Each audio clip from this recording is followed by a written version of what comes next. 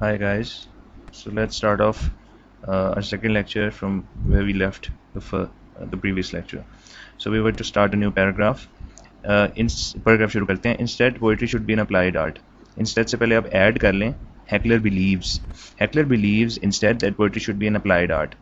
अब इसे पहले हम डिस्कस कर चुके हैं कि हैकलर ये चाहता है. हैकलर ने हमें ये बताया कि इंसान की किस्मत तो सिर्फ पॉलिटिकल स्फेयर या पॉलिटिकल टर्म्स से ही चेंज हो सकती है. Destiny of man can only B change through political action, political agitation, through of government, political reforms etcetera.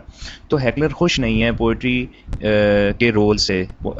Heckler समझता है कि पोइट्री जो है वो सिर्फ पॉलिटिकल इल्स जो हैं उनके अगेंस्ट एक इमेजिन्ड रिस्पॉन्स प्रोवाइड करती है.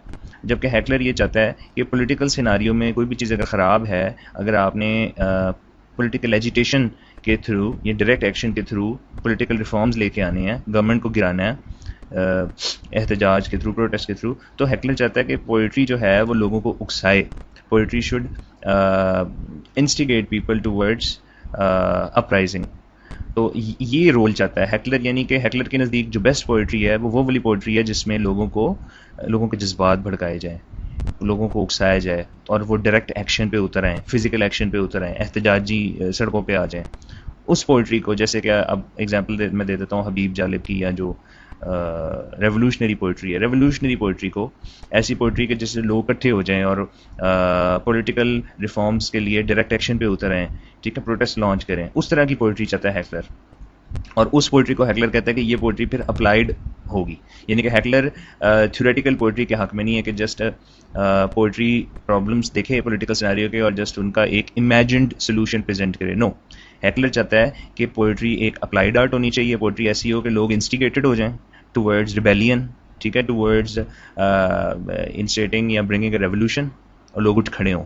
फिर हैकलर कहता है ये वाली पोइट्री मुझे चाहिए, मैं तो उसको सपोर्ट करता हूँ. और बाकी सारी किस्म की पोइट्री जो कि एस्थेटिक पर्पसेस के लिए है, रोमांटिक पोइट्री जिसका दूर दूर तक वास्ता नहीं है लोगों को इंस्टिगेट करना का, लोगों को प्रोटेस्ट के लिए इंस्टिगेट करने पे, सिर्फ उस तरह की पोइट्री जैसे कि आपने भी पढ़ी है कि जो नॉन पॉलिटिकल पोइट्री है, हैकलर कहता है कि वो पोइट्री नहीं, मैं उसको मानता नहीं, और वो जो है वो क्योंकि वो अप्लाइड नहीं है. वो एक इमेजिनेटिव वर्ल्ड की पिक्चर तो दिखाती है आइडियल, लेकिन उसका फ़ायदा कोई नहीं, अप्लाई नहीं कर सकते आप उसको. तो आगे बढ़ते हैं. Applied art I it should have it's use in the real life. Heckler कहता है पोइट्री तो वो करो जिसका इस्तेमाल कर सके हम रियल लाइफ में, और वो भी खासतौर पे पॉलिटिकल स्फीयर में, पॉलिटिकल एजिटेशन पे लोगों को अगर हम इंस्टिगेट करें तो ये हैकलर कहता है ये बेस्ट यूज़ है पोइट्री का. तो आगे बढ़ते हैं. It should be harness to movements that alleviate distress problems of mankind by direct action. तो हैकलर चाहता है लोग डायरेक्ट एक्शन पे उतर आएँ, सड़कों पे निकल आएँ, उस तरह की पोइट्री की जाए, लोगों के जज्बात भड़काए जाएँ जिसके ज़रिए. This is what the heckler believes in. इसके अगेंस्ट है हीनी हैकलर के इस पॉइंट ऑफ व्यू पे, क्योंकि हीनी ये कहता है कि पोइट्री का सिर्फ क्या यही मकसद है कि लोगों को जस्ट पॉलिटिकली इंस्टिगेट किया जाए ऑन सपोर्टिंग सम रेवोल्यूशन और सम पर्टिकुलर पॉलिटिकल पार्टी. क्या यही मकसद है पोइट्री का? हीनी कहता है नहीं, this is not the only usage. अगर आप इस पर रिस्ट्रिक्ट कर देंगे पोइट्री को तो पोइट्री ख़त्म हो जाएगी, पोइट्री की एसेंशियल नेचर ख़त्म हो जाएगी, पोइट्री प्रोपेगेंडा बन जाएगी. पर पोइट्री और प्रोपेगेंडा में क्या फ़र्क हुआ? प्रोपेगेंडा अखबारों में होता है, पैम्फलेट्स के थ्रू होता है. Poetry is transcends all these limitations. जो ट्रू पोइट्री है, आप उसको सिर्फ बस लोगों के जज्बात भड़काने के लिए और एहतजाजी प्रोटेस्ट लॉन्च करने के लिए या लोगों को इन्विगरेट करने के लिए to come to the streets, सिर्फ उस मकसद के लिए रिस्ट्रिक्ट करना चाह रहे हैं पोइट्री को मस्क करना चाह रहे हैं, डिफेस करना चाह रहे हैं, डिसफिगर करना चाह रहे हैं उसकी इंटेग्रिटी को. तो ही एग्री नहीं करता हैकलर से, ठीक है. और ये नहीं कहते हैं पोइट्री का तो वाइड स्कोप है, लिमिटेड स्कोप नहीं है कि सिर्फ पॉलिटिकल इवेंट्स को इंस्टिगेट करे, लोगों को टैकल करने के लिए, सिर्फ इसी मकसद के लिए यूज़ हो जाए. और पोइट्री जो है ना वो किसी खास पॉलिटिकल कॉज को प्रमोट नहीं करती, बल्कि पोइट्री जो है वो free from all kinds of biases है, all kinds of political biases, cultural, social, ethnic. Poetry जो है वो सिर्फ प्रमोट करती है ह्यूमनिस्ट कॉज को, किसी खास पॉलिटिकल या किसी खास पॉलिटिकल पार्टी को, किसी खास पॉलिटिकल मैनिफेस्टो को प्रमोट नहीं करती. ह्यूमनिस्ट कॉज, ह्यूमनिज्म से निकला. ह्यूमनिज्म का मतलब है इंसानों को, सारे इंसान बराबर हैं, इंसानों को देखती है, उनके मसलों को देखती है, और किसी खास पॉलिटिकल पार्टी के एजेंडे को फॉलो नहीं करती. करेगी तो फिर पोइट्री प्रोपेगेंडा बन जाएगी. पोइट्री बिगर पिक्चर को देखती है, यही नहीं कहता. नेक्स्ट पैराग्राफ पढ़ते हैं. In response to the Hackler's allegation, तो हैकलर ने इल्ज़ाम पोइट्री पे ये लगाया कि पोइट्री जो है वो प्रैक्टिकल नहीं है। पोइट्री प्रैक्टिकल होने के लिए पोइट्री को चाहिए कि लोगों को इंस्टिगेट करे टूवर्ड्स सम लॉन्चिंग सम प्रोटेस्ट, डायरेक्ट एक्शन पे लोग उतर आए, वो पोइट्री ठीक होगी। और हैकलर ने ये भी कहा कि पोइट्स इम्प्रैक्टिकल हैं आजकल के, जबकि हैकलर ये चाहता है कि पोइट्स डायरेक्ट एक्शन पे लोगों को उकसाएं। हैकलर उन पोइट्स के हक में है। लेकिन इसके जवाब में, हैकलर के एलिगेशन के जवाब में, Wallace Stevens presents a poet as a potent figure who has the power to produce and give life to words. Wallace Stevens जो कि एक सपोर्टर है पोइट्स और पोइट्री का, डिफेंडर है, अपोलॉजिस्ट है, जस्ट लाइक हीनी, वो हैकलर कहता है कि पोइट्स जो हैं वो फारिग लोग हैं, ठीक है, लेकिन वॉलेस स्टीवन कहता है कि पोइट एक पोटेंट फिगर है, एक पावरफुल फिगर होता है पोइट, और who has the power to produce and give life to words. He is powerful enough to give birth to a world to which we all turn to without being aware of it. और Wallace Stevens कहता है कि heckler कहता था कि poets का कोई काम नहीं है और पोइट्स जो है वो इम्प्रैक्टिकल लोग हैं, पोइट्स को चाहिए कि रेवोल्यूशनरी पोइट्री लिखें, जबकि वॉलेस स्टीवंस कहता है कि नहीं, poet is powerful enough to give birth to an imaginary world which is perfect.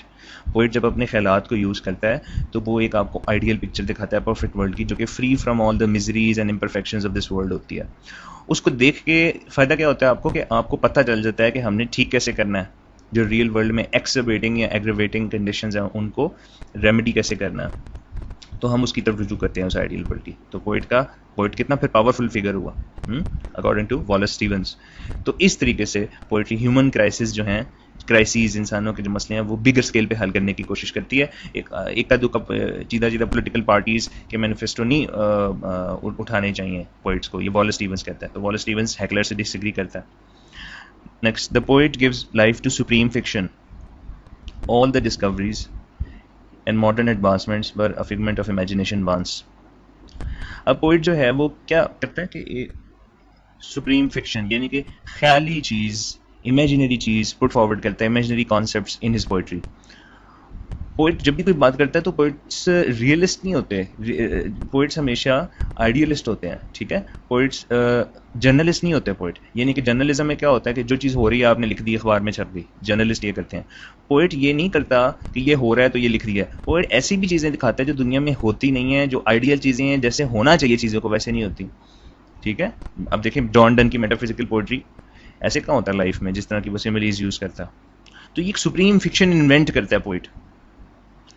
तो हैकलर कहता है कि पोइट्स सिर्फ एक आइडल मेंटल लग्जरीज में इंडल्ज करते हैं, यानी कि इमेजिनेशन सोचों में ही पड़े रहते हैं, प्रैक्टिकल नहीं होते, इम्प्रैक्टिकल लोग हैं। तो हिनी क्या कहता है, हिनी कहता है भाई मेरी बात सुनो, किसी भी दुनिया की इन्वेंशन के पीछे क्या इमेजिनेशन नहीं होती, क्या कोई विजन नहीं होता? दुनिया में जो भी चीज़ें ईजाद हुई हैं उनके पीछे किसी की सोच थी एक दिन। मसलन जितनी भी चीज़ें आप देख लें, सेलफोन है तो उसके पीछे एक सोच थी किसी बंदे की कि ऐसी कोई चीज़ बननी चाहिए जिससे आप कम्युनिकेट कर लें, वायरलेस कम्युनिकेशन। कोई चीज़ उठा के लिख लें, सोच पहले आई, चीज़ बाद में बनी। कोई चीज़ अब दुनिया में जितने भी आप देखें प्रॉब्लम्स का सोल्यूशन आया तो किसी ने पहले सोल्यूशन सोचा तो फिर वो सोल्यूशन इम्प्लीमेंट हुआ, तो इमेजिनेशन ही पहले आती है। तो हिनी कहता है ये पोइट का रोल है कि पोइट आपको आइडियल वर्ल्ड दिखाता है, परफेक्ट वर्ल्ड दिखाता है जिसमें वो प्रॉब्लम्स एग्जिस्ट नहीं करते जो रियल वर्ल्ड में करते हैं। जब वो पोइट आपको वो पिक्चर देता है आइडियल वर्ल्ड की, पॉसिबिलिटी दिखाता है, पोइट जो आपको वर्ल्ड दिखाता है ना वो होता है वर्ल्ड ऑफ पॉसिबिलिटीज़, कि क्या क्या हो सकता है। जस्ट लाइक कि कोई मुझे किसी ने इन्वेंटर है, उसने वो आपको उसका विजन होता है कि मैं ये चीज़ बनाना चाहता हूँ, ये चीज़ पॉसिबल है, इसको बनाया जा सकता है, और फिर ही वो चीज़ बनती है। पहले तो वो पॉसिबिलिटी शो बताता है ना कि ये चीज़ बन सकती है कि नहीं बन सकती, वो कहता है हाँ यार बन सकती है, चलो और बनाते हैं, और फिर ही वो चीज़ बनती है। उसी तरह पोइट भी आपको एक वर्ल्ड दिखाता है, अल्टरनेटिव वर्ल्ड, जिसमें प्रॉब्लम्स नहीं होते, जिसमें एक परफेक्ट वर्ल्ड होता है। अगर इस वर्ल्ड में प्रॉब्लम्स हैं तो जो पोइट आपको वर्ल्ड दिखाता है ना, इमेजिनरी वर्ल्ड, इमेजिन्ड वर्ल्ड, उसमें वो प्रॉब्लम्स एग्जिस्ट नहीं करते। लेकिन उसका दिखाने का फ़ायदा क्या हो जाता है कि आपको पता चल जाता है कि यार ये पॉसिबल है। फिर आप उसकी पोइट्री जब पढ़ते हो उस पोइट की, तो आप उस पॉसिबिलिटी को देखते हुए कि हाँ जो उसने बात कर दी है, आइडिया तो है, क्यों ना इस आइडिया को रियलिटी में कन्वर्ट किया जाए। तो रेवोल्यूशन आती है, फिर उस विजन को रियलाइज किया जाता है। लोग उस पोइट की पोइट्री से मुतासर होकर कहते हैं हाँ यार इस ने बात ठीक है, ऐसे ही होना चाहिए, और फिर काम करते हैं उस पोइट के ख्याल को रियलाइज करने के लिए। तो जो पोइट सिंपल यार, अल्लामा इकबाल ने एक आइडिया ही दिया था ना, उस वक्त तो विजन ही था ना कि 2 नेशन थ्योरी का, पाकिस्तान बना नहीं था, लेकिन उसके आइडिया को रियलाइज किया गया उसकी डेथ के बाद। 1947 उसने आइडिया शायद 1931 में दिया था ये। तो आइडिया पहले आता है, इसकी इंप्लीमेंटेशन बाद में होती है। तो पोइट का फिर कितना फायदा हुआ, अल्लामा इकबाल की एग्जांपल से ही आप देख लें कि पोइट जब आपको इमेजिनरी एक परफेक्ट एक आइडिया देता है जिसमें प्रॉब्लम का सोल्यूशन होता है, तो फिर आप और पॉसिबिलिटी दिखाता है वो आपको कि जो कि एक दिन रियलिटी में कन्वर्ट हो सकती है। तो फिर जब वो पॉसिबिलिटी दिखा देता है ना, तो फिर वो रियलिटी, जैसे कि इंसानों ने एक ज़माने में पॉसिबिलिटी दिखाई होगी कि बंदा उड़ सकता है, और फिर एक दिन आया जब लोगों ने जहाज़, इंसान ने एरोप्लेन इन्वेंट कर लिया, तो वो पॉसिबिलिटी रियलिटी में कन्वर्ट हो गई। तो अब बताएं पोइट्स का कितना फ़ायदा है। यही इन्हीं का जवाब है हैकलर को। ठीक है, अगले पैराग्राफ पे आते हैं। The poet is bestowed with the power to imagine first and then convert it into reality. तो पोइट पहले सोचता है, आपको विजन देता है। विजनरी पोइट्री यही है कि आपको एक ऐसा वर्ल्ड दिखाता है जिसमें पॉसिबिलिटी होती है कि वो प्रॉब्लम एग्जिस्ट नहीं करता, सॉल्व्ड, जैसे कि प्लेटो ने रिपब्लिक आपको दिखाई। ठीक है, आइडियल यूटोपियन, वो के बाज़ वक़्त वो अचीव हो जाता है, बाज़ वक़्त वो नहीं भी होता अचीव हो, लेकिन पॉसिबिलिटी तो होती है ना कि वो अचीव हो जाए, और मुख्तलिफ केसेस में हो भी जाती हैं ऐसी possibilities. Actual experience is a labyrinth which yields confusion, entrapment and a sense of being lost. जो रियल लाइफ है ना, रियल वर्ल्ड, उसमें जो हमारा एक्सपीरियंस है ना, वो एक लैबिरिंथ की तरह है, भूल भलियाँ जो होती हैं, लैबिरिंथ, मेज़, जो आपने मेज़ का पढ़ा होगा, उसमें बेलिंडा की जो पोइम है, ठीक है ना, अलेक्जेंडर पोप की the rape of the lock, उसमें भी मेज़ का जिक्र है। Actual experience is a labyrinth which yields confusion, entrapment and a sense of being lost. यहाँ पे दुनिया में, रियल वर्ल्ड में आपको कंफ्यूजन सफ़र करनी पड़ती है, एंट्रैपमेंट आप बहुत ज़्यादा कंस्ट्रिक्टेड फील करते हैं, तंग, and a sense of being lost, और आपको समझ नहीं आती क्या करना। It does not provide with a remedy और a clue to get out of that situation. आपको प्रॉब्लम हल करने के लिए कोई रास्ता नहीं नज़र आता, पोइट आपको वो रास्ता दिखाता है। पोइट आपको अपनी पोइट्री के थ्रू दिखाता है कि ऐसे कर लो, पॉसिबिलिटी को दिखा। Poetry is the world of, depict the world of possibilities. ठीक है ना, तो अपने वो दिखाता है पोइम्स के थ्रू। तो प्लेटो क्या कहता था कि पोइट्स जो हैं इंसानों को आइडियल या परफेक्ट से दूर ले जाते हैं, जबकि एरिस्टोटल ने कहा था कि ऐसा नहीं, पोइट्स तो बल्कि आइडियल या परफेक्ट के करीब ले जाते हैं। तो अब बताएं, पोइट आपको एक ऐसा वर्ल्ड दिखाता है जिसमें वो जो प्रॉब्लम है उसका सोल्यूशन है अपनी पोइट्री के थ्रू। विजनरी पोइट्री जब वो करता है, आइडिया देता है कि भाई ऐसे कर लो, ऐसे ठीक हो जाएगा, वो आइडियल चीज़ होती है। रियल वर्ल्ड में वैसे अभी वो चीज़ हुई नहीं होती। मसलन पोइट ने किसी चीज़ का, अल्लामा इकबाल ने आइडिया दिया टू नेशन थ्योरी का, रियल वर्ल्ड में उस वक्त नहीं थी ये two nation theory implemented, Pakistan India की पार्टीशन नहीं हुई थी सब कॉन्टिनेंट की। लेकिन जब वो एक आइडियल पिक्चर पोइट दे देता है ना, फिर इंसान जो है ना, जब दूसरे लोग इंस्पायर होते हैं इसकी पोइट्री से, तो वो पुश करते हैं अपने आप को टू अचीव दैट आइडियल। तो पोइट फिर आइडियल से दूर लेके गया प्लेटो के मुताबिक, या पोइट आइडियल के करीब ले गया इंसानों को? तो पोइट तो आइडियल के करीब ले गया ना। एक बंदे ने एरोप्लेन का सिर्फ सोचा आइडिया कि बंदा उड़ भी सकेगा एक दिन, और फिर इंसान ने वाकई वो चीज़ बना ली, तो आइडियल चीज़ अचीव हो गई, परफेक्ट चीज़ थी वो अचीव हो गई। तो आहिस्ता आहिस्ता ये वर्ल्ड बेटर वर्ल्ड बन सकता है। कैसे? पोइट आपको एक आइडियल वर्ल्ड दिखाता है और उसमें वो प्रॉब्लम का सोल्यूशन होता है। आप जब उसकी पोइट्री पढ़ते हैं, आप कहते हैं पोइट ने बात तो की है, let's work towards realising that vision, poet's vision, और फिर आप उसको अचीव कर लेते हैं। वही जैसे कि इमरान खान आजकल होप दे रहा है, विजन दे रहा है ना, तो विजन पहले आता है, वो चीज़ें बाद में अचीव हो जाती हैं। तो ये विजन ऑफ द आइडियल बड़ा इंपॉर्टेंट है। विजन आ जाए ना, जो पोइट आपको विजन दे देता है, तो वो चीज़ हो भी जाती है। लेकिन सोच का आना, प्राइमरी जो फर्स्ट स्टेप है वो है कि सोच देना कैसा हो सकता है, और उसको रियलाइज बाद में करना वो सेकंड स्टेप है। तो पोइट्स का फिर कितना बड़ा रोल हुआ सोसाइटी में। हैकलर तो लिमिट कर रहा था पोइट के रोल को टुवर्ड्स जस्ट पॉलिटिकल कॉजेज, इन्हीं ने तो उसको वाइड स्कोप पे प्रोजेक्ट कर दिया। इन्हीं ने तो कहा नहीं नहीं, इतना पोइट का तो वास्ट स्कोप है, पोइट्री का तो पोइट तो पोटेंट फिगर है अकॉर्डिंग टू वॉलेस स्टीवंस। तो poet's imagined response is an experience that enables the person to foreknow his potential and rehearse comebacks। तो पोइट आपको रियल वर्ल्ड में जो प्रॉब्लम्स हैं उनके अगेंस्ट एक इमेजिन्ड रिस्पॉन्स देता है। पोइट्री में एक इमेजिन्ड वर्ल्ड दिखाता है जो कि रियल नहीं होता, ख्याली होता है, हकीकत में तो नहीं होता वो, लेकिन वो ख्याली जो रिस्पॉन्स है उसमें पोइट आपको दिखाने की क्या कोशिश करता है? Poet's imagined response is an experience that enables the person to foreknow his potential, is an experience that enables the person to foreknow his potential, कि वो आपको इंसान को, पोइट बताता है कि देखो प्रॉब्लम है वर्ल्ड में, लेकिन इंसान को होप देता है पोइट, और इंसान को उसका फुल पोटेंशियल रियलाइज करने के लिए ना, उसको इंसान को बताता है कि तुम ऐसे ऐसे कर लो तो ये तुम्हारे प्रॉब्लम्स, क्राइसिस एलिविएट हो जाएगा, प्रॉब्लम्स चले जाएंगे। इन अदर वर्ड्स कि तुम अपना फुल पोटेंशियल ऐसे अचीव, इंसान वो चीज़ हुई नहीं होती, लेकिन उसको इंसान को अपना फुल पोटेंशियल अचीव करने के लिए कि क्या पॉसिबल है, फुल पोटेंशियल का मतलब है क्या क्या तुम अचीव कर सकते हो, क्या क्या पॉसिबल है, वो बता देता है इंसान को। जब आपको ये बता दिया जाए कि ये पॉसिबल है, आप ये कर सकते हो, तो फिर ही आप उसको अचीव करने के लिए उठ खड़े होगे ना। तो ये आइडिया देना किसी बंदे को कि ये तुम कर सकते हो, ये भी बड़ी बात है। एंड रिहर्स कम बैक्स, और पोइट इंसान को बताता है कि कैसे तुम कम बैक अपना कर सकते हो। ठीक है, आइडिया देता है कि तुम अगर इंसान अगर बर्डनड है with multiple sort of problems, तो परेशानी की बात नहीं। इस तरीके से पोइम में होप देता है पोइट कि इस तरीके से तुम अपना पोटेंशियल अचीव कर सकते हो, और इस तरीके से तुम अपना कम बैक कर सकते हो, तुम इसको ओवरकम कर सकते हो, अपनी इस शॉर्टकमिंग को ओवरकम कर सकते हो, और तुम अपना कम बैक कर सकते हो अगर तुम ये चीज़ें कर लो। वो चीज़ें अभी उसने की नहीं होती बंदे ने जो प्रॉब्लम सफ़र कर रहा है, लेकिन पोइट उसको बता देता है कि तुम ऐसे कर लो तो कर लोगे, अचीव कर लोगे, जीत जो है विक्ट्री आ जाएगी तुम्हारी। और फिर बंदा जब वो उसकी पोइट्री पढ़ता है तो बंदा कहता है हाँ लेट्स ट्राई इट। तो बंदा जो प्रॉब्लम से सफ़र कर रहा है जब उसको ट्राई करता है तो फिर वो वाकई अपना कम बैक कर लेता है। ठीक है, जैसे कि अगर अगर टीचर का रोल देखें तो टीचर बैकअप करता है ना स्टूडेंट्स को कि भाई होप देता है कि तुम ऐसे कर लो तो तुम अपने प्रॉब्लम्स अचीव कर लोगे, तो फिर स्टूडेंट्स उस पर एक्ट करता है और अपना कम बैक कर लेता है, अपना पोटेंशियल अचीव कर लेता है। तो आइडिया पहले आता है, उसकी ताबीर बाद में होती है। ठीक है, तो पोइट का कितना बड़ा रोल हुआ। प्लेटो ऐसे ही कहता था कि पोइट इमेजिनरी लोग हैं, ख्याली दुनिया में रहते हैं। ये तो आपने रोल देख ही लिया, कितना बड़ा रोल है पोइट का। ख्याल ही तो सब कुछ है, ख्याल ही तो परफेक्ट एक वर्ल्ड ऑफ पॉसिबिलिटीज आपको देता है। अच्छा, there is nothing to lose contrary to the real experience. Poetry के वर्ल्ड का फायदा ये है कि आपने इसमें खोना कुछ नहीं होता, आप एक आइडिया देते हो, ठीक है, नथिंग टू लूज है, आपने पॉसिबिलिटी दिखाई ना।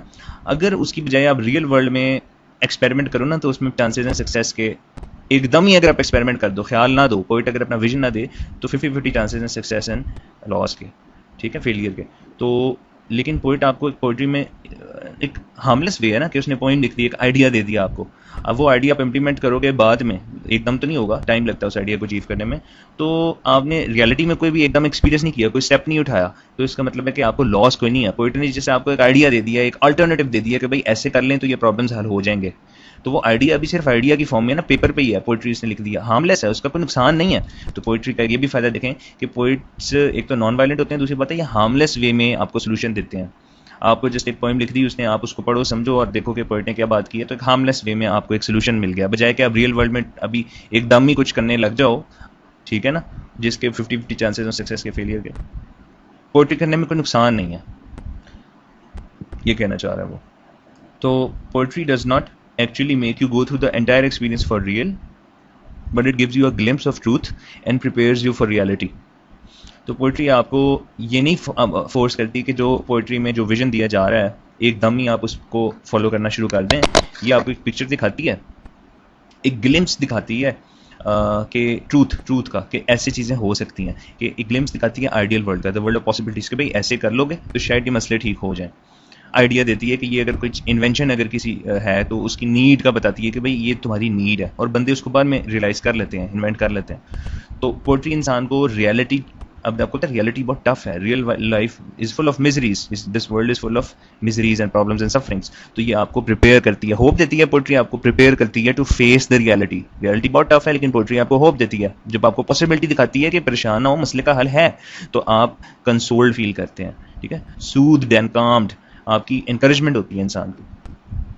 तो poetry is all about the world of all possibilities. Poetry आपको ऐसी दुनिया दिखाती है जिसमें सब कुछ मुमकिन है, तो आप कंफर्टेड फील करते हैं कि यार this is not the end, अभी तो मैंने स्ट्रगल शुरू करनी है, होप देती है ना आपको। तो फिर पोइट्री का स्कोप कितना वाइडर हुआ।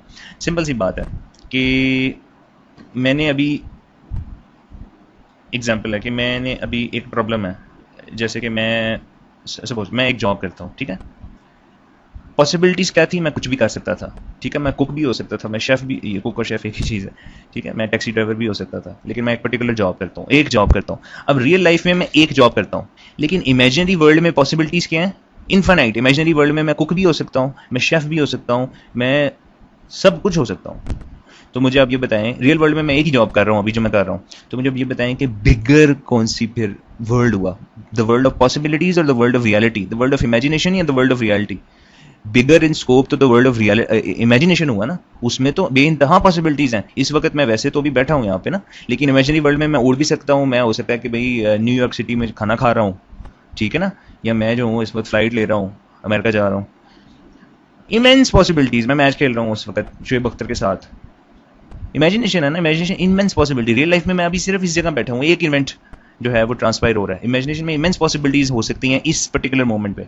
तो फिर पोइट्री दिखाती है आपको वर्ल्ड ऑफ पॉसिबिलिटीज। तो पोइट्री तो स्कोप में बहुत बड़ी है, रियल लाइफ तो एक उसका सबसेट है। पोइट्री का जो वर्ल्ड है वो तो बहुत बड़ा है, उसका छोटा सा पार्ट है रियल लाइफ। इनफाइनाइट पॉसिबिलिटीज में से एक एक जो अगर हम एक पॉसिबिलिटी का सेट ले लें तो वो रियल वर्ल्ड बन जाता है। Real world is the subset of the ideal world, the world of possibilities, imaginary world which is given by put forth by poetry. अगले दो पैराग्राफ आप देख लीजिएगा, इजी हैं। ऐसे अगले दो पैराग्राफ छोड़ें, तीसरे पे देखें। We can conclude that poetry offers a liberating response to reality without intervening into the actual. तो ये कि पोएट्री आपको इमेजिन रिस्पॉन्स देती है to the problems in the real world, ख्याली तौर पे कि आप कैसे इनको हल कर सकते हैं। तो ये लिबरेटिंग होता है काफ़ी आपके लिए। और ये है कि पोएट्री एकदम आपको उकसाती नहीं है कि रियल वर्ल्ड में आप एक्चुअल वर्ल्ड में ये स्टेप्स उठा लें। पोएट्री आपको एक आइडिया देती है, liberating effect, soothing, consoling, Kameng effect होता है आपके ऊपर इसका, जो पोएट्री आपको होप देती है उससे। Reality does not provide you with such an opportunity. अच्छा, the last allegation comes from a political activist who says that there is no point in imagining an order which is comprehensive of events but unable to trigger events itself। जिस तरह heckler ने allegation लगाई थी poetry के against, political activist भी वही allegation लगा रहा है कि पॉलिटिकल एक्टिविस्ट कह रहा है कि पोएट्री ठीक है, poetry is the world of possibilities, poetry आपको सोल्यूशंस देती है और बेइंतहा सोल्यूशंस दिखा देती है। रियल लाइफ में तो एक ही सोल्यूशन एक टाइम पे पॉसिबल है ना, कि रियल लाइफ में तो एक ही सोल्यूशन एक टाइम पे पॉसिबल है। मसलन कि जी अगर इस वक्त सपोज ज़रा समर है तो रियल लाइफ में एक ही सोल्यूशन पॉसिबल है कि मैं इस वक्त ये पंखा चला के बैठा हूँ और मेरे पास कुछ नहीं है। लेकिन इमेजिनरी, अगर आप इमेजिनेशन में जाएं तो एक खरब सोल्यूशंस हैं। इस कमरे में 200 AC लग सकते हैं इमेजिनेशन में। तो मैं एग्जांपल तो वैसे ही मैंने दी, इट्स नॉट सूटेबल। तो आप अब देखें, पॉलिटिकल एक्टिविस्ट ये कहता है कि पोइट्री ठीक है, poetry is all about the world of possibilities. ये आपको एक इमेजिनेशन में एक निज़ाम दिखाती है कि जिसमें ये हो सकता है, ठीक है, कॉम्प्रिहेंसिव ऑफ इवेंट्स, यानी कि ये इवेंट्स पॉसिबल हैं। लेकिन पोइट्री उन इवेंट्स को ट्रिगर नहीं करती, वो ट्रिगर उन इवेंट्स को रियलाइज नहीं करती। आइडिया तो दे देती है लेकिन प्रैक्टिकली उन इवेंट्स को रियलाइज करने के लिए पोइट्री कुछ नहीं करती, वो लोगों को ही करना पड़ता है। तो पॉलिटिकल एक्टिविस्ट की तरफ से जो एलिगेशन ये है कि पोइट्री आपको एक ऑर्डर, इमेजिन्ड ऑर्डर दिखाती है, एक इमेजिन्ड निज़ाम कि भाई ऐसे ऐसे हो जाए तो मसले हल हो जाएंगे, जिसमें आपको वो सारे मसलों का सोल्यूशन एक दिखाती तो है, लेकिन ये है कि वो उन सोल्यूशंस को ट्रिगर नहीं करती, यानी कि उनको रियलाइज करने में कोई रोल नहीं, डायरेक्ट एक्शन पे नहीं उकसाती लोगों को कि लोग सड़कों पे निकलें और लोग उसके लिए कुछ करें। इंसिगेट नहीं करती towards taking the law into their hands. Poetry का प्रैक्टिकल यूज होना चाहिए कि भाई पोइट्री ने जो पोइट्री लिख दी है तो 10 मिनट के बाद सोल्यूशन हो जाए, इस तरह का होना चाहिए। तो ये जो है ना, पॉलिटिकल एक्टिविस्ट कहता है कि एक्शन में लैग करती है वो। फिर ये कि पोइट्री बहुत ज़्यादा इमेजिनेशन जो है उसमें बहुत ज़्यादा उसमें इमेजिनरी क्रिएशन की बात होती है, इमेजिनरी इवेंट्स की बात होती है जो कि रियल लाइफ में शायद पॉसिबल भी नहीं होते। ये पॉलिटिकल एक्टिविस्ट कहता है। The poet lives in a world of his own which is self created providing no benefits to others. और फिर पॉलिटिकल एक्टिविस्ट ये भी कहता है कि पोएट जो है अपनी दुनिया में रहता है जिसका कोई फायदा दूसरों को नहीं है।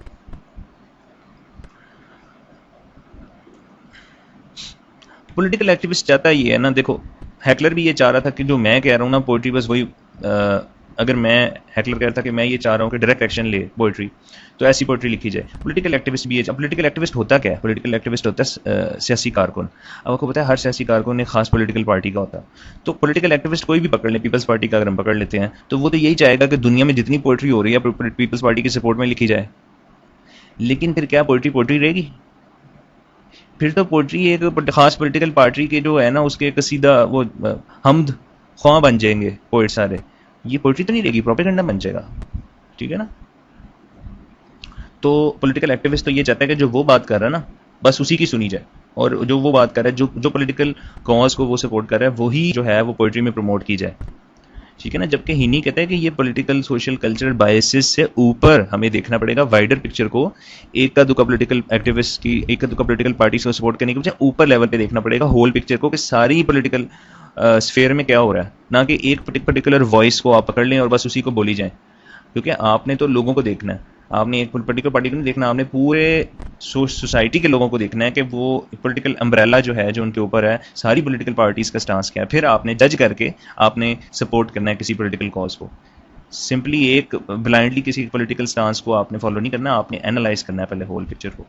जबकि पॉलिटिकल एक्टिविस्ट कहता है नहीं, जो मैं कह रहा हूँ ना, जिस पॉलिटिकल पार्टी की सपोर्ट में मैं हूँ, जो पॉलिटिकल कॉज को मैं फर्दर करना चाह रहा हूँ, पोइट्री बस उसी को सपोर्ट करे। फिर यार अगर आप हर पॉलिटिकल एक्टिविस्ट की बात मानने लग जाएं तो हर बंदा तो अपनी पॉलिटिकल पार्टी को सपोर्ट करता है ना, तो फिर पोइट्री का क्या बनेगा? फिर तो प्रोपेगेंडा बन जाएगी। 10 पोइट एक के साथ होंगे, 10 दूसरी पार्टी के साथ होंगे।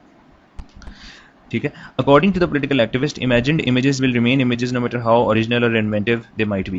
तो पोलिटिकल एक्टिविस्ट का भी वही एलिगेशन है अगेंस्ट पोइट्री जो कि हैकलर का था, कि भाई ये ख्याली होते हैं पोइट्स और ख्याली दुनिया में पोइट्री की जाती है, जबकि इसका प्रैक्टिकल लाइफ में कोई ऐसा कोई नजर नहीं आता इनको बेनिफिट, हैकलर को और पोलिटिकल एक्टिविस्ट को, कि imagined images will remain images no matter how original और इन्वेंटिव दे माइट बी। कि ख्याली दुनिया के जो इमेजेस हैं वो इमेज ख्याली दुनिया के ही रहेंगे, जितने मर्जी वो आपको आइडियल वर्ल्ड दिखाएं, जितने मर्जी वो इन्वेंटिव या क्रिएटिव हों, वो कहते हैं उनको फायदा कोई नहीं है जब तक कि उनको डायरेक्ट एक्शन में ट्रांसलेट ना किया जाए, according to this political activist. And readers of poetry should be an explanation of the political activist point of view and be of any advantage to him. और पॉलिटिकल एक्टिविस्ट कहते हैं कि poetry का रीड्रेस, जो दूसरे पॉलिटिकल इल्स, पॉलिटिकल प्रॉब्लम्स को रीड्रेस करना है ना, अगर पोएट्री ने पॉलिटिकल प्रॉब्लम्स को ठीक करना है, तो वो इसी फॉर्म में पॉसिबल है कि मेरा जो पॉइंट ऑफ व्यू है ना, बस उसको फर्दर करो, मेरे पॉइंट ऑफ व्यू को फॉलो किया जाए पोएट्री में, तब मैं कहूँगा वाह क्या पोएट्री हो रही है, तब मैं मानूंगा। ठीक है। लेकिन फिर तो पोएट्री लिमिटेड हो गई ना, ही नहीं इसके अगेंस्ट है कि यार तो एक ही पॉलिटिकल एक्टिविस्ट को क्यों, आप वाइडर लेवल पे देखो कि पूरे सोसाइटी में क्या हो रहा है, पूरी सोसाइटी की पॉलिटिक्स में क्या, और फिर एनालाइज करके आप कॉन्शियस के थ्रू, कॉन्शियसली एनालाइज करके पोइट जो है वो जस्टिस की साइड ले, ना कि ये खास पॉलिटिकल एक्टिविस्ट। अच्छा, political activist point of view and be of advantage to him. Political activist कहता है भाई मेरी पार्टी को सपोर्ट करो तो तभी मैं मानूंगा पोइट्री का फायदा। For example, if you are an English, अब पॉलिटिकल एक्टिविस्ट जो है ना वो सिर्फ सियासी कारकुन तो हैं, लेकिन पॉलिटिकल एक्टिविस्ट देखें गवर्नमेंट के फंक्शनरीज भी होते हैं, वो भी पॉलिटिकल एक्टिविस्ट होते हैं। गवर्नमेंट भी तो एक पॉलिटिक्स का पार्ट है ना। तो होता पता क्या रहा है, पोइट्स पे through out the history of world poets पे बड़ा प्रेशर रहा है। पोइट्स को प्रेशर ये डाला गया है कि वो हमेशा जो फोर्स ऑफ ग्रेविटी है ना, फोर्स ऑफ ग्रेविटी का मतलब है जो गवर्नमेंट इन पावर है, या जो ओपिनियन जो है मेजॉरिटी का ओपिनियन है, पोइट्स को प्रेशर डाला गया कि वो सब्सक्राइब कर दें उस ओपिनियन को। यानी कि पोइट्स को प्रेशर डाला गया कि अपनी जो कॉन्शियस है ना, कॉन्शियसनेस अपनी कॉन्शियस है उसको गोली मारो, छोड़ दो, जो तुम क्या समझते हो कि ठीक है गलत किया, बस तुम ब्लाइंडली गवर्नमेंट की सपोर्ट में गवर्नमेंट की प्रेजेस लैविश करो गवर्नमेंट पे, जैसे पीटीवी करता है गवर्नमेंट के ऊपर प्रेजेस लैविश करता है, बाकी सारे क्रिटिसाइज करता है। तो पोइट्स पे प्रेशर ये रहा है कि गवर्नमेंट को सपोर्ट किया जाए, क्योंकि गवर्नमेंट फोर्स ऑफ ग्रेविटी है। ठीक है, गवर्नमेंट फोर्स ऑफ मेजॉरिटी है। तो अब आगे देखें क्या वो कह रहा है कि for example, if you are an English poet at the front during World war one, pressure will be on you to dehumanise the face of the enemy. अब एग्जाम्पल देखें वो देता है, तो इसका मतलब है हिनी का स्टाइल इलस्ट्रेटिव भी है, हिनी का प्रो स्टाइल, एग्जाम्पल्स भी देता है, हिस्टोरिकल स्टाइल है हिनी का प्रो स्टाइल, कि आपको हिस्ट्री से एग्जाम्पल्स देता है। ठीक है, तो ये भी हिनी की लर्नरनेस है, नॉलेजेबिलिटी है उसकी। अच्छा जी,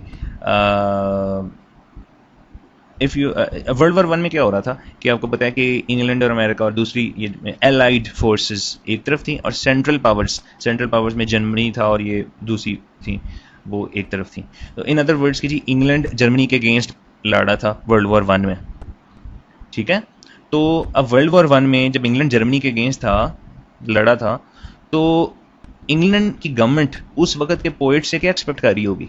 क्या उस वक्त के पॉइंट से ये एक्सपेक्ट कर रही होगी इंग्लैंड की गवर्नमेंट के वो न्यूट्रल पिक्चर दिखाएं, या कि वो जर्मनी की साइड लें, या कि ये एक्सपेक्ट करती होगी कि वो इंग्लिश फोर्सेस, इंग्लिश आर्मी की साइड लें और ये दिखाएं कि जर्मन्स बुरे हैं? ठीक है ना, जर्मन्स बुरे हैं, यही तो एक्सपेक्ट करती होगी। सिंपल सी बात है, पाकिस्तान इंडिया की जंग हो जाए, पाकिस्तान जो है, पाकिस्तान की गवर्नमेंट क्या एक्सपेक्ट करेगी पाकिस्तानी पोइट से कि सारे के सारे पोइट्स इंडिया को बुरा भला कहना शुरू कर दें, ठीक है, क्रिटिसाइज करना शुरू कर दें, और अपना ही बस जो पाकिस्तान की गवर्नमेंट चाहेगी कि ये जो हमारा ओपिनियन है यही फॉलो करें हमारे पोइट्स।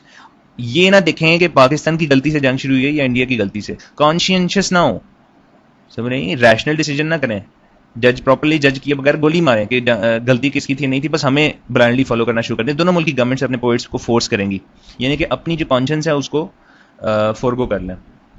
तो वर्ल्ड वॉर 1 में प्रेशर था इंग्लिश पोइट्स पे कि वो डीह्यूमनाइज करें face of the enemy. Enemy क्या है? जर्मनी। जर्मनी का फेस जो है ना उसको डीफेसमेंट करें, ठीक है, उसकी रेपुटेशन जो है ना टार्निश करने की कोशिश करें जर्मनी को। जब वो इस तरह की पोइट्री लिखेंगे तो जर्मनी की रेपुटेशन टार्निश होगी। यही तो प्रेशर होता है पोइट्स पे। Same holds true for journalist. Journalist पे भी ये प्रेशर होता है कि भाई अनबायस्ड इम्पार्शियल रिपोर्टिंग नहीं करनी।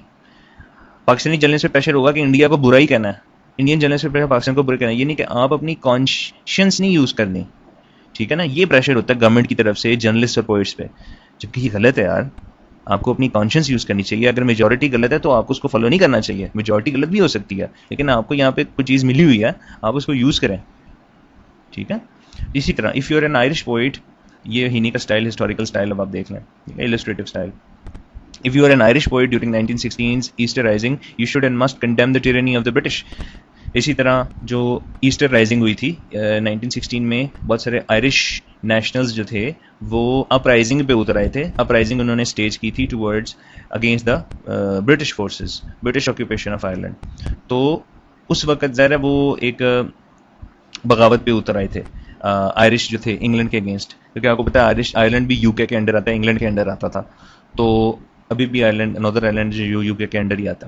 तो उसमें ईस्टर राइजिंग जब हुई, ईस्टर राइजिंग 1916 में जो ईस्टर आया था, ईस्टर एक क्रिश्चियन जो है फेस्टिवल है, क्रिश्चियन सेरेमनी है, उस दिन सेलिब्रेट की जाती है ईस्टर के दिन, ठीक है। कमेमोरेट करते हैं कुछ इवेंट को ईस्टर में, उनका ख़ास कोई इवेंट है। तो अब ये है कि ईस्टर के दिन जब ये अपराइजिंग हुई तो आयरिश पोइट्स पे बड़ा प्रेशर था आयरिश नेशनल्स की तरफ से, आयरिश लोगों, आयरिश गवर्नमेंट की तरफ से, आयरिश सपोर्टर्स की तरफ से कि आपने ब्रिटिश के अगेंस्ट ही पोइट्री करनी है, ब्रिटिश को बुरा ही दिखाना है, चाहे ब्रिटिश ऑन द राइट ही क्यों ना हो। अपनी कॉन्शियस नहीं यूज़ करनी, अगर ब्रिटिश आपको ठीक भी लगते हैं आपने उनको गलत कहना है। तो ये होता है भाई।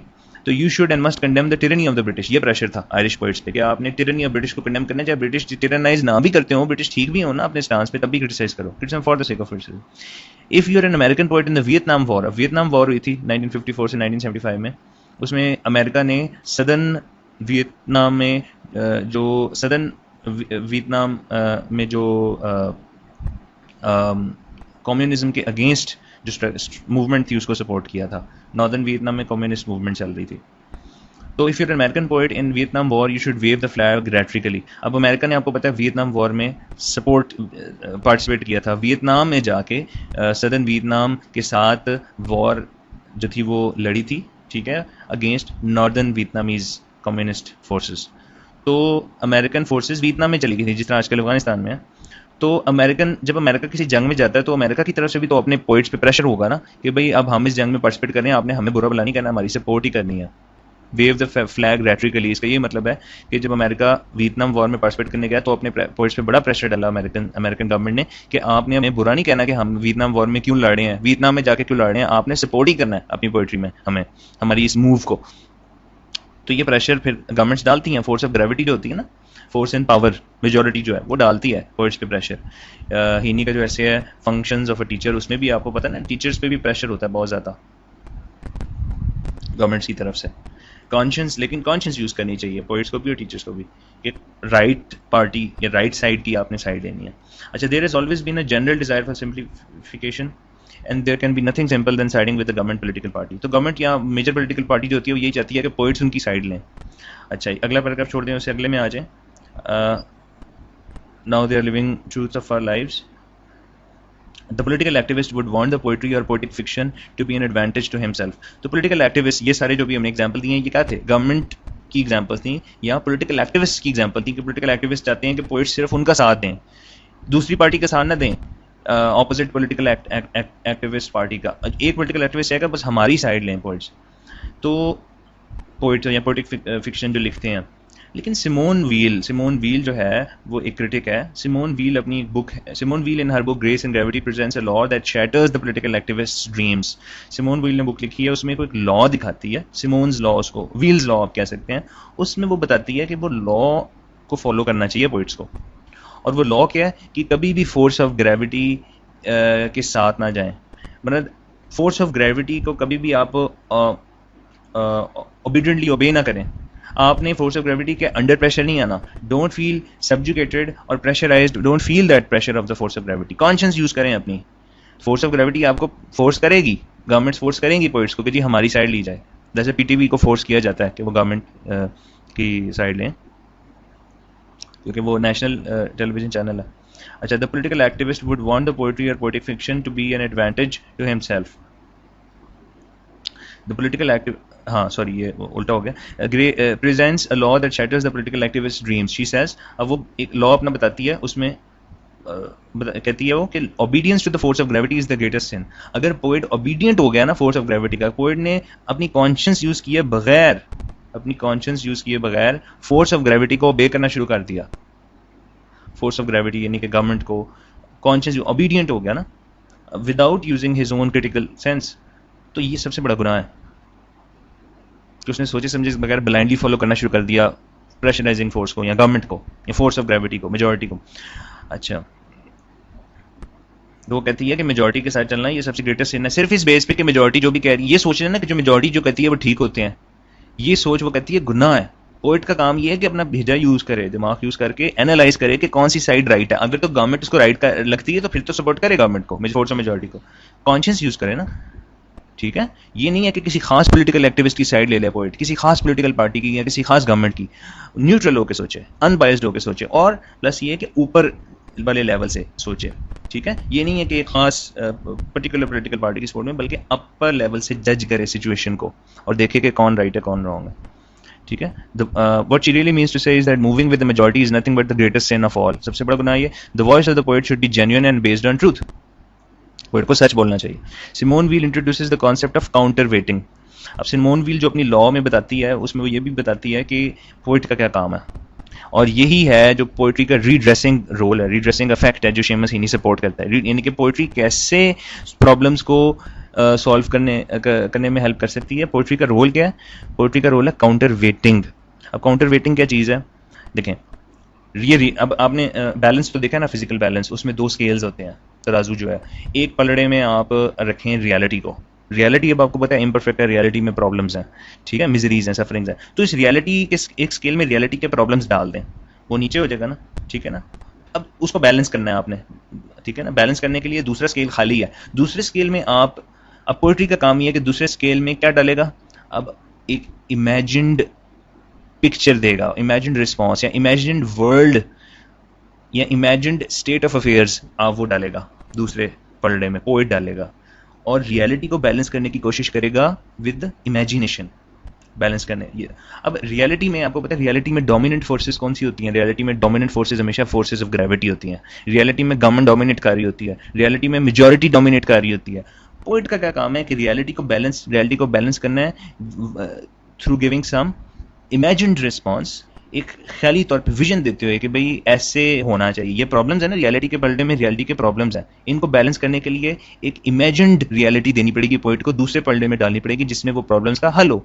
और रियलिटी में कौन हैवी कौन है? फोर्स ऑफ ग्रेविटी, ठीक है ना। It's putting in all it's pressure, force of gravity है, फोर्स ऑफ मेजॉरिटी है, गवर्नमेंट है, उसके अगेंस्ट आपने उसको बैलेंस करने के लिए पोइट का काम यह है कि पोइट न्यूट्रल होके without any prejudice force of gravity को बैलेंस करने की कोशिश करेगा। अगर फोर्स ऑफ ग्रेविटी ठीक नहीं है, अगर फोर्स ऑफ ग्रेविटी गलत है, अगर गवर्नमेंट या जो मेजॉरिटी है ना, अगर वो गलत है ना, तो वो दूसरे पलड़े में वीकर साइड को सपोर्ट करने की कोशिश करेगा।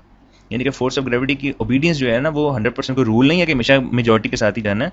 वो रियलिटी इस पलड़े में रियलिटी है स्केल में, तो उसके अगेंस्ट दूसरे पलड़े में वो इमेजिन्ड एक वर्ल्ड दिखाएगा, जिसमें आइडियल वर्ल्ड दिखाएगा, जिसमें प्रॉब्लम्स का सोल्यूशन है, वो दिखाएगा। तो फिर आप कुछ करोगे, पोइट एक आपको ख्याल देगा, विजन देगा, तो उसकी रियलाइजेशन बाद में आएगी, तबीर हो जाएगी उसकी, लेकिन ख्याल देना जरूरी है। समझ में आ गई? This is counter weighting, balancing out, balance करना है, रियलिटी को बैलेंस करना है विद इमेजिनरी वर्ल्ड जिसमें उनका प्रॉब्लम्स का सोल्यूशन होगा। और जरूरी नहीं है कि आप रियलिटी हैं जो मेजॉरिटी के साथ ही जाएं, यानी कि ये पलड़ा भारी है तो इसी को सपोर्ट करें, नहीं, आपने बैलेंस करना है। ये नीचे था, आपने इसके अगेंस्ट दूसरे पलड़े में इमेजिन वर्ल्ड डाला, इमेजिन वर्ल्ड की कंसेप्शन दी, जिसमें आपने फोर्स ऑफ ग्रेविटी को डिसोबे किया, इस फोर्स की साइड लेने के बजाय आपने डिसोबे किया, आपने एक आइडियल कंसेप्शन दी। तो आपने जब विजन दे दिया तो वो विजन अचीव भी हो जाएगा किसी दिन, नो मैटर कि वो इस वक्त विजन अचीव हो सकता है कि नहीं हो सकता है, उसको अचीव होते हुए 10-20 साल लग जाए, लेकिन आपने आइडिया तो दे दिया ना कि ऐसे कर लो, ऐसे प्रॉब्लम ठीक हो जाएगा। दिस इज काउंटर वेटिंग और बैलेंसिंग आउट, यही है सिमोन वील्स लॉ। इसी को शेमस हेनी सपोर्ट करता है, कहता है पोएट्री का भी यही फंक्शन है कि वो एक आइडियल कंसेप्शन दे, दूसरे पलड़े में वजन डाले, ठीक है, काउंटर वेटिंग करे against this reality. Balancing out the forces for redress, balancing out करे फोर्सेस को रीड्रेस करने के लिए, रीड्रेस यानी कि ठीक करने के लिए प्रॉब्लम्स को वर्ल्ड के। In terms of poetry it has a tendency to place a counter reality in the scales, तो ये रियलिटी है ना, रियलिटी वाला स्केल ये है, इसके अगेंस्ट काउंटर रियलिटी इस स्केल में पुट करनी है ताकि रियलिटी को बैलेंस करे किस चीज से, काउंटर रियलिटी से। काउंटर रियलिटी का मतलब है इमेजिनेशन से, रियलिटी को इमेजिनेशन से बैलेंस करे, ये है पोइट का काम अकॉर्डिंग टू शेमस हेनी। A reality which can only be imagined but which nevertheless has weight, और इस पलड़े में रियलिटी को बैलेंस करने के लिए काउंटर रियलिटी डाली है। अब वो काउंटर रियलिटी रियलिटी नहीं है, वो सिर्फ एक इमेजिन्ड रियलिटी है कि ऐसा हो सकता है, लेकिन ये कि उसका वेट है, क्योंकि ये है रियलिटी जैसे हैं प्रॉब्लम्स हैं, और ये है काउंटर रियलिटी जो पोइट ने काउंटर वर्ल्ड दिया आपको, इमेजिनरी वर्ल्ड है जिसमें प्रॉब्लम्स का सोल्यूशन है, तो उसका भी वेट है, तो उस वेट से बैलेंस हो जाएगा। फिर ये फिजिकल बैलेंस है, ये पहले नीचे था, ठीक है, अब ये इसमें उसने वेट डाला तो अब ये बैलेंस हो गया, इमेजिनरी वर्ल्ड की कंसेप्शन देके बैलेंस हो गई है रियलिटी। तो poetry encourages a view from both sides, poetry एक साइड, एक पॉलिटिकल पार्टी की या एक साइड की साइड नहीं लेती, दोनों साइड्स। पोएट का काम ये है कॉन्शियसली दोनों साइडों को देखे फिर जजमेंट दे। It emphasises that one must not side with the majority, poet जरूरी नहीं है कि मेजॉरिटी के साथ ही जाए।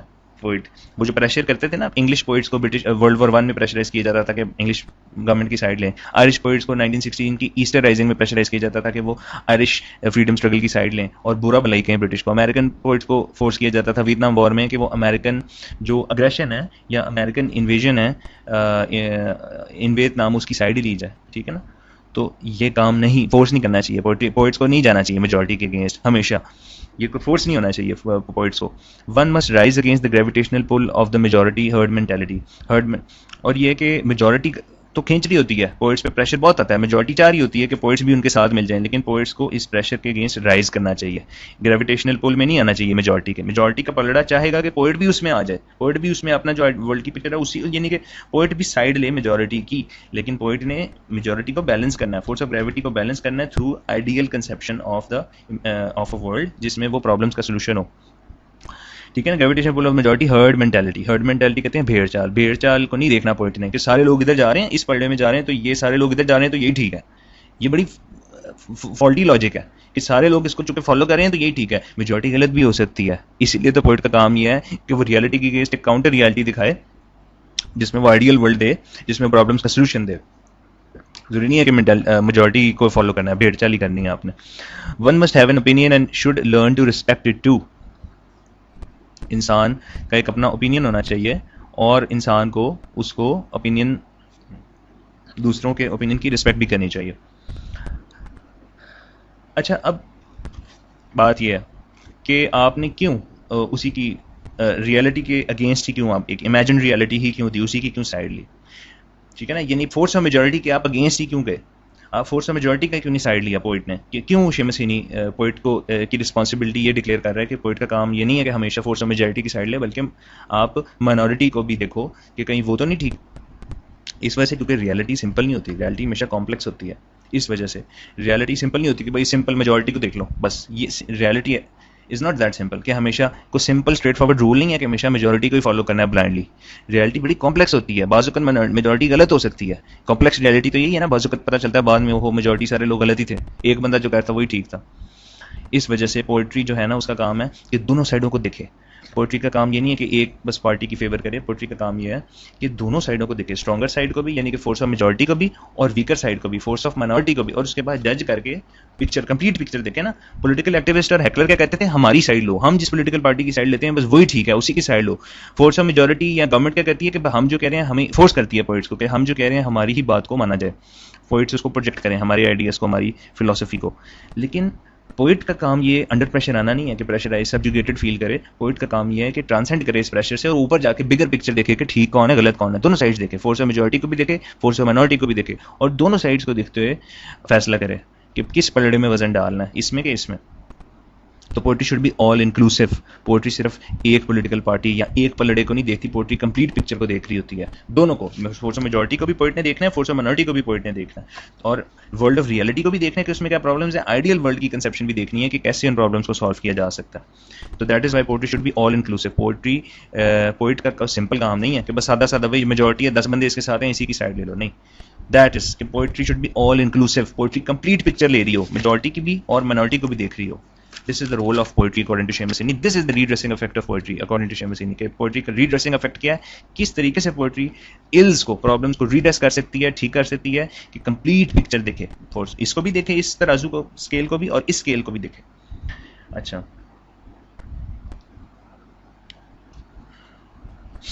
if you don't side with the majority or do not blindly follow one set of ideology, you might be able to free yourself from the shackles of national social patriotic constraints and pressures. जब poet का काम यही ना कि majority की side हमेशा नहीं लेनी होती, उसने जज करना होता है कि कौन ठीक है कौन गलत है। हो सकता है मेजोरिटी गलती हो, तो if you do not side with the majority, you do not blindly follow one set of ideology, blindly नहीं फॉलो करना होता है आइडियोलॉजी को पोइट ने, you might be able to free yourself from the shackles of national social patriotic constraints. तो poet आज़ाद हो जाता है। ये जो बंधन होते हैं ना, जो के बाउंड्स होते हैं, शैकल्स होती हैं, चेन्स होती हैं, नेशनल सोशल पेट्रियोटिक कंस्ट्रेंट्स जो बाइंड कर रहे होते हैं आपको, ये जो बाउंड्स हैं, इनके चंगल से आज़ाद हो जाता है पोइट। मसलन ये जो नेशनल सोशल पेट्रियोटिक प्रेशर्स होते हैं पोइट पे, पोइट उनसे आज़ाद हो जाता है, क्योंकि पोइट ने मेजोरिटी को तो ब्लाइंडली फॉलो नहीं करना होता ना, एक खास आइडियोलॉजी को ब्लाइंडली फॉलो नहीं करना होता। पोइट ने फिर कंप्लीट पिक्चर देखनी होती है, देखना होता है राइट पे कौन है, हक पे कौन है।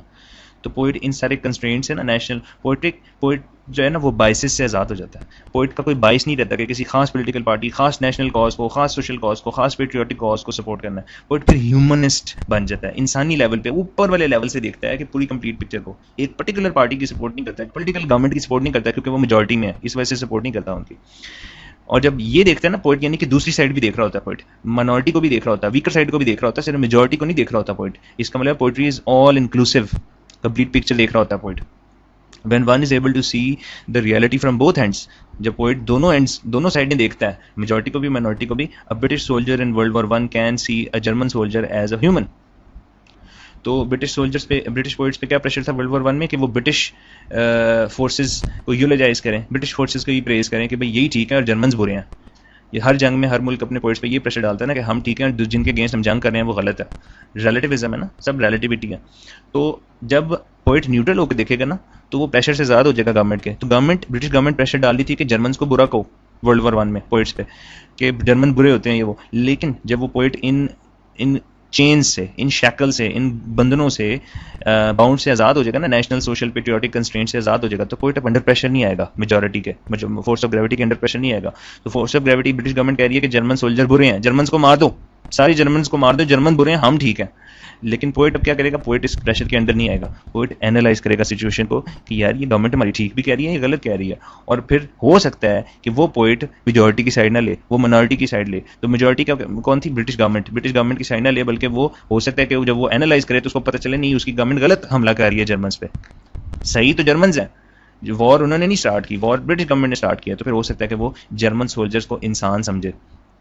ब्रिटिश गवर्नमेंट अपने पोइट्स पे क्या फोर्स कर रही है, प्रेशर डाल रही है कि जर्मन्स को इंसान भी ना समझो, जर्मन सोल्जर्स को ऐसे मर्सीलेसली स्लॉटर करो कि वो इंसान ही नहीं है, गाजर मूली की तरह मार दो, ये तो इंसान ही नहीं है। लेकिन पोइट ह्यूमनिस्ट है ना, पोइट तो सारे बाइसेस से आज़ाद होकर देखता है। पोइट रिलीजियस बाइसेस से आज़ाद होता है, कि नेशनल बाइसेस से आज़ाद है कि जी ये जर्मन है, ये पाकिस्तान, ये ब्रिटिश है, इस बाइस से आज़ाद होता है पोइट, इंसानी लेवल पे देख रहा होता है, ह्यूमनिस्ट होता है पोइट। तो पोइट हो सकता है कि पोइट गवर्नमेंट की साइड ना ले, गवर्नमेंट तो कह रही है खीरे गाजर मूली की तरह मार दो जर्मन सोल्जर्स को क्योंकि ये बुरे लोग हैं, लेकिन पोइट फिर ह्यूमनिस्ट लेवल पे कॉन्शियस यूज़ करते हुए सोचेगा कि नहीं, जर्मन सोल्जर्स भी ह्यूमन्स हैं। तो पोइट मेजोरिटी के प्रेशर में नहीं आया, ब्रिटिश गवर्नमेंट के प्रेशर में नहीं आया, उसने माइनॉरिटी की साइड लेना शुरू कर दिया, जर्मन फोर्सेस की साइड लेना शुरू कर दिया। ये रोल है पोइट्री का, कि हर दफ़ा मेजोरिटी की जी ज़रूरी नहीं करनी, देखना है, जज करना है कि ठीक कौन है। हो सकता है कि आपको पता चले कि मेजोरिटी गलत है, माइनॉरिटी ठीक थी। तो अब British soldier in World War 1 can see a German soldier as a human, a friend and a secret शेयरर।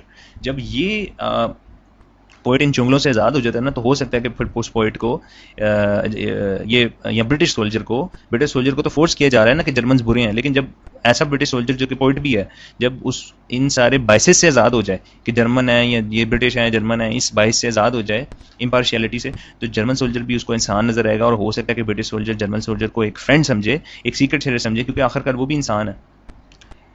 ठीक है ना। तो जर्मनी ज़ाहिर है ब्रिटिश सोल्जर्स को तो यही कहा गया कि जर्मन्स बुरे हैं, मार दो इनको, लेकिन एक ब्रिटिश सोल्जर हो सकता है कि कॉन्शियस यूज़ करके ये सोचे कि यार आखिरकार जर्मन्स भी इंसान है, इनसे दोस्ती कर बजाय जंग करें, why not move to peace talks, क्यों ना पीस को रिस्टोर किया जाए। तो वो फिर जर्मन सोल्जर को इंसान भी समझ सकता है। गवर्नमेंट प्रेशर डाल रही है कि ये जानवर हैं, जर्मन जानवर हैं, इनको मार दो, लेकिन वो सोचेगा ब्रिटिश सोल्जर कि नहीं यार ये इंसान है, ये फ्रेंड भी हो सकते हैं हमारे, क्यों ना हम वॉर की बजाय पीस टॉक्स करें, पीस की तरफ आएँ। तो यही शेम मसीनी का ह्यूमनिज्म है। ह्यूमनिज्म, इंसानी लेवल पे सोचना, free from all national biases, nationalism के बाइसेस के खिलाफ। रसल भी तो यही कहता था ना जब हम रसल पढ़े थे। अच्छा, an Irish poet might see the British government as a body who might keep faith. अब आयरिश पोइट्स पे प्रेशर क्या था ईस्ट राइजिंग में कि ब्रिटिश को बुरा भलाई कहना है, उनकी जो टिरेनी है उसको रिवाइल करना है, ठीक है, कि उसको क्रिटिसाइज ही करना है कि ब्रिटिश फोर्सेस बड़ी टिरानिकल हैं, बड़ी क्रूअल हैं, मर्सीलेस हैं, इनको क्रिटिसाइज ही करना है, ब्रिटिश गवर्नमेंट्स को डीह्यूमनाइज करना है ब्रिटिश फोर्सेस को। लेकिन जब एक इस पे आयरिश पोइट्स पे ये प्रेशर था, लेकिन जब आयरिश पोइट न्यूट्रल होकर सोचेगा तो वो भी फिर ये कहेगा कि नहीं हो सकता है कि हमें हमारी जो आयरिश नेशनल्स हैं हमें गलत कह रहे हो सकता है ब्रिटिश गवर्नमेंट अपना वादा पूरा कर दे। वो वादा क्या था कि जी आयरलैंड को आज़ाद करने का, उसको सॉवरेंटी देने का, तो जंग की जरूरत ही ना पड़े, ईस्टर अपराइजिंग की जरूरत ही ना पड़े। ईस्टर राइजिंग में क्या हुआ था कि वो बगावत पे उतर आए थे, तो ज़ाहिर उसमें दोनों तरफ फिर किलिंग्स हुई थी। आयरिश नेशनलिस्ट जो थे उन्होंने ब्रिटिश गवर्नमेंट्स के अगेंस्ट रेजिस्टेंस, ठीक है, आर्म्ड रेजिस्टेंस इनिशिएट की थी। तो ज़रा जंग शुरू हो गई, उनकी आपस में लड़ाई शुरू हो गई।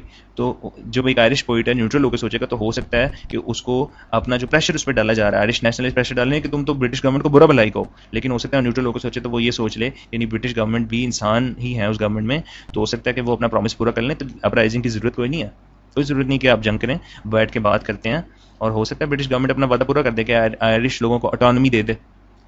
तो आप जब इस तरह पोइट जब अपना ये काउंटर वेटिंग फंक्शन पोइट्री का जो सिमोन वील्स लॉ है, counter weighting function, balancing out, पलड़े हैवी पलड़े को बैलेंस करना लाइट पलड़े से, तो ये बैलेंसिंग आउट फंक्शन जब पोइट्री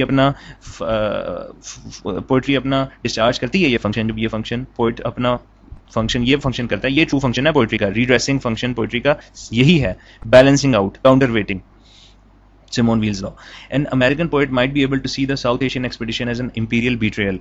इसी तरह एक अमेरिकन पोइट है, उन पे प्रेशर था कि जी बुरा भलाई कहना है, वियतनाम, नॉर्दर्न वियतनाम में जो कम्युनिस्ट फोर्सेस हैं उनको बुरा भला कहना है, और अमेरिकन को ठीक कहना है कि जी अमेरिका ने अच्छा किया, वियतनाम में हमला कर दिया, क्योंकि कम्युनिस्ट फोर्सेस के अगेंस्ट कम्युनिज्म से आज़ाद करना था वियतनाम को, इसलिए था।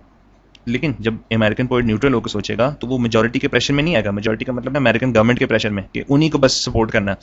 हो सकता है कि वो गवर्नमेंट के अगेंस्ट चला जाए, क्योंकि वो दोनों साइड्स को देख रहा है ना। अमेरिकन पोइट जो है वियतनाम जिसके अगेंस्ट हमला हुआ है, वियतनाम के अगेंस्ट, और जिसने हमला किया अमेरिकन ने हमला किया, दोनों को देख रहा है। तो वो साइड्स नहीं लेगा जब तक कि वो खुद क्रिटिकली एनालाइज नहीं करता कि भाई गलत कौन है ठीक कौन है, और वो ब्लाइंडली नहीं कहेगा कि जी अमेरिका ने हमला किया ठीक किया। वो सोचेगा और हो सकता है वो इस नतीजे पे पहुंचे, काउंटर वेटिंग करेगा। वो काउंटर वेटिंग का मतलब है कि ये मेजॉरिटी है, अमेरिकन गवर्नमेंट कह रही है कि नहीं हम ही ठीक है, हमने हमला कर दिया वियतनाम पे, लेकिन वो जो पोइट है ना अमेरिकन पोइट जो कि प्रॉपर पोइट्री का फंक्शन जानता है, काउंटर वेटिंग या बैलेंसिंग आउट, वो ये सोचेगा कि हो सकता है कि अमेरिकन गवर्नमेंट गलत हो, और ये जो है ना ये इंपीरियलिस्ट एक मूवमेंट हो अमेरिका की। आपने कल्चर इंपीरियलिज्म पढ़ लिया ना, तो इंपीरियलिज्म यही है ना कि दूसरे मुल्कों पे अटैक कर लेना अपनी बढ़ाने के लिए सल्तनत, इंपीरियल। तो हो सकता है उस अमेरिकन पोइट को जो गवर्नमेंट के प्रेशर में ना आए, उसको ये अमेरिकन का अटैक वियतनाम में ये एक इंपीरियल बिट्रेयल लगे कि जी ये अमेरिका ने एक इंपीरियलिस्ट मूव चलिया। ये है counter weighting function of poetry या ऑफ पोइट्स, जो कि शेमस इनी चाहता है कि पोइट्स हर तरह के बाइसेस से आज़ाद हो जाएं, हर तरह के प्रेशर से आज़ाद हो जाएं, न्यूट्रल होकर दोनों साइड्स को देखें, और फिर फोर्स ऑफ मेजॉरिटी के अगर अगेंस्ट भी आपको फोर्स ऑफ ग्रेविटी के अगेंस्ट भी जाना पड़ता है ना, अपनी गवर्नमेंट के खिलाफ भी पोइट्री करनी पड़ती है, तो करो। ये फंक्शन है पोइट्स का अकॉर्डिंग टू शेमस इनी। ये रीड्रेसिंग इफेक्ट है, इसी से इल्स, इसी से प्रॉब्लम्स का सोल्यूशन निकल सकता है शेमस इनी की आइज में। रीड्रेसिंग अगर पोइट्री कर सकती है ना, प्रॉब्लम्स का हल अगर पोइट्री के पास है, तो यही कर सकती है कि फोर्स ऑफ ग्रेविटी के ब्लाइंडली ओबे नहीं करना फोर्स ऑफ ग्रेविटी को। सिमोन्स वील्स लॉ भी है, पोइट्स को चाहिए कि हो सकता है कभी कभी मिनॉरिटी की साइड लेनी पड़े, तो इस केस में हो सकता है कि पोइट अब जिनके अगेंस्ट अमेरिका ने अटैक किया था ना, हो सकता है उनकी साइड ले ले और अमेरिका को क्रिटिसाइज करना शुरू कर दे वो कि जी ये अमेरिकन इंपीरियलिस्ट मूव है, ये मैं सपोर्ट नहीं करता, मेरी गवर्नमेंट बेशक जा रही है सपोर्ट कर रही है कि जी अमेरिका ने ठीक किया, मैं नहीं सपोर्ट करता। ये फंक्शन है अकॉर्डिंग टू शेमस इनी ट्रू पोइट का, ट्रू पोइट्री का। तो वो कहता है कि शेमस इनी कहता है ये फंक्शन है, क्योंकि चीज़ें ब्लैक एंड वाइट में नहीं होती, हमेशा चीज़ें हमेशा क्लियर नहीं होती।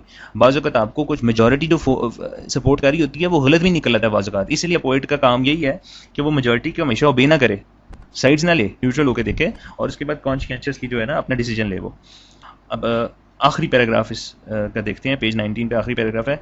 Irina Ratushinskaya Wilfred Owen, Czeslaw Milosz, Osip Mendelssohn are a few who have been living examples of poets as humanists, exercising the principle of counterweighting.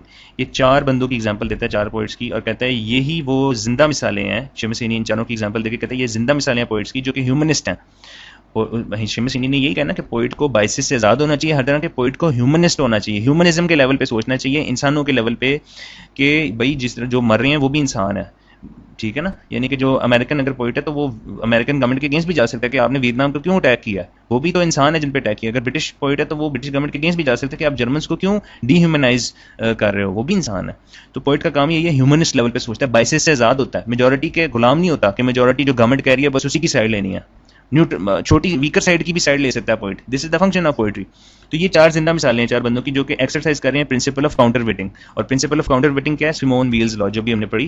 तो प्रिंसिपल ऑफ काउंटर वेटिंग ये है कि अगर ये रियलिटी है ना, ये फोर्स ऑफ ग्रेविटी है, तो आपने पोइट का काम ये है कि इसको बैलेंस करे थ्रू सम इमेजिन्ड कंसेप्शन या इमेजिन्ड वर्ल्ड दिखा के जिसमें उन प्रॉब्लम्स का सोल्यूशन हो, और हो सकता है कि उसको वीकर साइड की साइड लेनी पड़े। ये मेजोरिटी ये कह रही है, गवर्नमेंट का ये स्टांस है, लेकिन पोइट को उसके अगेंस्ट ही जाना पड़े। तो this is the function of counter waiting, क्योंकि पोइट ने ह्यूमनिस्ट लेवल पे सोचना होता है कि गलत हो सकता है, मेजॉरिटी गलत ही हो, इस वजह से पोइट मिनॉरिटी को भी सपोर्ट कर सकता है, क्योंकि पोइट ने इंसानी लेवल पे फैसला करना होता है कि कौन सही है कौन गलत है, कॉन्शियसली, प्रेशर में नहीं आना होता मेजॉरिटी के। This is the true redressing effect of poetry according to Seamus Heaney. सही पोइट्री का रीड्रेसिंग पर्पस क्या है? Counter weighting, balancing out of forces, ये है according to Seamus Heaney the true redressing effect of poetry. इसी से ही सारे मसलों का हल निकल सकता है, रीड्रेसिंग हो सकती है दुनिया के प्रॉब्लम्स की अकॉर्डिंग टू शेमस हीनी, अगर पोइट्स ये फॉलो करें इस चीज़ को। आगे जी चैप्टर 5 है द रीड्रेसिंग इफेक्ट्स ऑफ पोइट्री। ये चैप्टर 5 अभी हम नेक्स्ट 3rd लेक्चर में कवर करेंगे, ठीक है। तो see you in the 3rd and final lecture. Thanks.